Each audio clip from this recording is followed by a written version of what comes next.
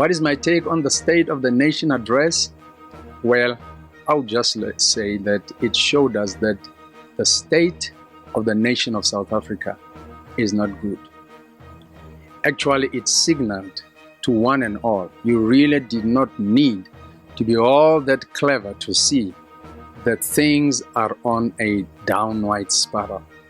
In fact, when you compare with the past years, there have been conflicts, there have been confrontations, but this time around, this one was the worst. What we saw with the walkouts, what we saw with the name calling, what we saw with the continuous interruptions and even physical fights told us that things are not good in South Africa. And when we look at it like that, it marks the reality that something has got to be done at this hour in our nation. The president has got the duty during the State of the Nation address to bring back hope to the nation. He has the duty to fire up the vision, to actually bring back the vision of the nation, to say we can do it, we are going somewhere. But all that which was spoken by our president was really overshadowed by what happened. What do I mean by that?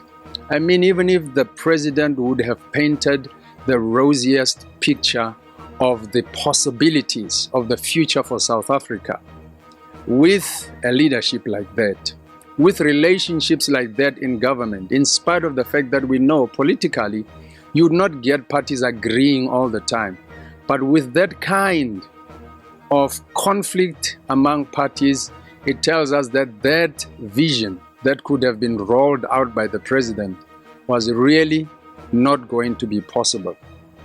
Now, we as the church, when we see things like this, it really brings a reality to us that the state of the nation is the state of the church, which means that the church has got a huge homework, because God is not just the God of individuals, He is the God of nations. And we know that He has got a plan with South Africa. In fact, at this time, it is time for the church to look into the prophecies. What has the Lord spoken about our nation? And we know that the Lord has repeatedly said He will shake South Africa into shape. But God does not just do it by Himself.